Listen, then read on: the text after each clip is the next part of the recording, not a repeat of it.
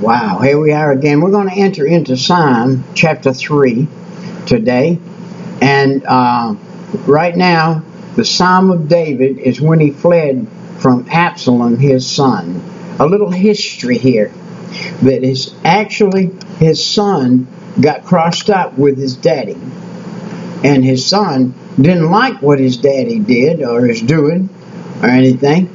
And his son was not following God like he was supposed to. And he actually got a grudge against his daddy and threatened to kill him. And we find it even today in this life that we're living in today, in the history of the United States, this day, right now, there are sons killing their fathers and killing their families and doing things. And so things haven't really changed in the matter of wickedness. Wickedness has always been wickedness. And whenever there's a thing in the family, brother killing a brother, or sister killing a sister, or turmoil in the family is not ever a good thing. And so we see David saying this, "O Lord," he said, "Lord, are they increased that trouble me? Many are they that rise against me." Now Absalom, his son, did not just come after him by himself. He raised up a group of people to come after his own daddy. Many are they be which say, "My soul, there is no help for him in God." Selah. So, see, David is a man after God. But these folks are saying, hey, even God can't protect him from us. We're coming after him. And he said, many are they be. Of my soul there is no help for him in God. But thou, O Lord, art the shield for me, my glory, and the lifter up of my head. Have you ever been in a place to where you absolutely need to say, God, you need to lift me up? I have got this depression come on me that is bogging me down. I pray you'd help me not to let my eyes be on the depression, but be on the deliverer of the depression, which is you, God. And that's what this psalm is about. He said, I cry unto the Lord with my voice, and he hears me out of his holy hill. Selah. The word Selah means stop. Muse a minute. Think a minute of what you just said. You just said the Lord, the God of heaven, will hear my voice as I cry unto him, and he will hear me. And then I lay down to sleep. I awake, from the Lord sustained me.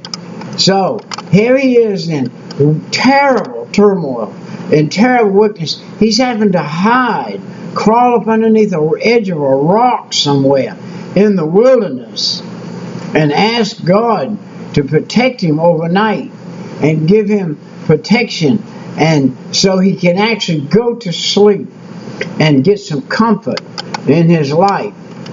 And he said, he cried unto the Lord with my voice, and he heard me out of his holy hill. Selah. I laid down to sleep. I awoke, for the Lord sustained me. He's saying, I made it through another night, and God sustained me.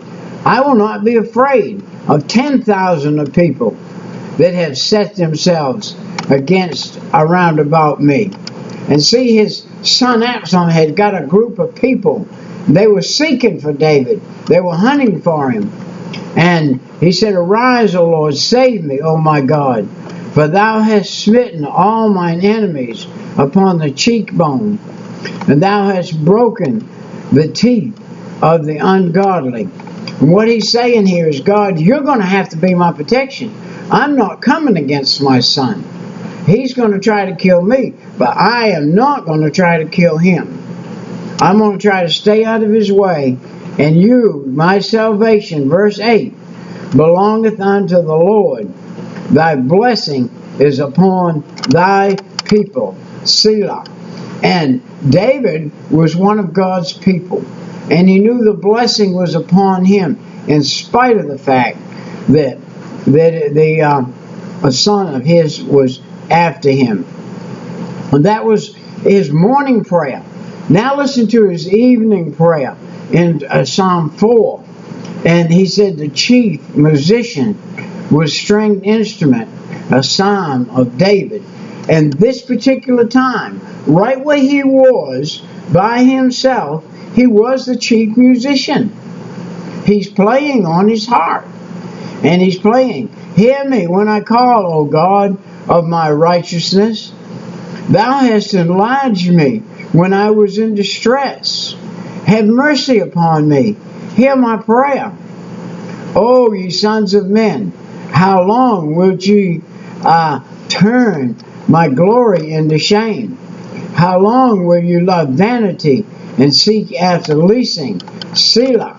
Now he's using the words of God against his people that are seeking after him to try to kill him. "But know that the Lord has set apart him that is godly for himself. The Lord will hear when I call unto him." That was his confidence, that his communion with God, that God would hear him. Stand in awe and sin not.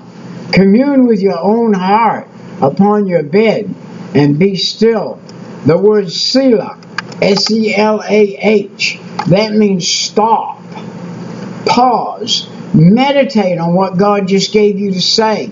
Meditate on what God just put in your heart. Offer the sacrifice of righteousness and put your trust in the Lord. There be many that say, "Who will show us any good? Lord, lift thou up the light of thy countenance upon us." Wow. Do you know that we do see the light of God's countenance on a daily basis? But the sun doesn't have to be shining for it to be light in the daytime. The light of God lightened this world originally. And God is light. But he lightens us from the inside out as human beings. He puts light in our heart. When I've been in his book, many a day I've been in his book, late at night, gone and got in my bed. And I'm the kind of person likes to sleep with my blankets pulled completely over my head. Done that all my life. So I've got my big blanket pulled completely over my head, with my eyes closed or with my eyes open. I have light under there, pure light, bright light. The light of God is different than any other light. It is a pure light. It is a white light. You say, "Brother Peter, you borderlining on being a little foolish." No, I'm borderlining on being close to God. When you get close enough to God, he is light. And you can be in the darkest area in your whole life. I think of people, and I heard a guy talk about when he was captured by some overseas people, and they put him in this box, laying down, and he's laying down, he's in this totally dark box, no light. But he had the light of God in his life. He had the light in the box. The light was in the box. That kind of reminds me of the Holy of Holies. God was in that box during a period of time. The children were in the wilderness. And he was true light. And he was the light that lighteth every man. Thou hast put gladness in my heart, more than in the time the corn and the wine increased. Here he is being chased by a group of men and by his own son, and they are trying to kill him. And he's saying, "God, do you know the great feeling that we have when the new corn comes in and it's been a good crop and we have new wine and the joy of that?" He's saying, "You have given me that joy in my time of trouble." God will give you the joy that you've experienced at any other time in your life in the time of your trouble. I will both lay me down in peace and sleep. For thou, Lord, only makest me to dwell in safety. That psalm is a psalm I need daily. I need daily. After living with a woman for 57 years, and she's gone on to heaven before me. And then right now we have some extremely tough times. It's winter time. The little check I get from the government's not enough money but to live on, to get by on even. And if I'm not working outside somewhere, making a few pennies cash, by the 15th of the month, I have no money for 15 days.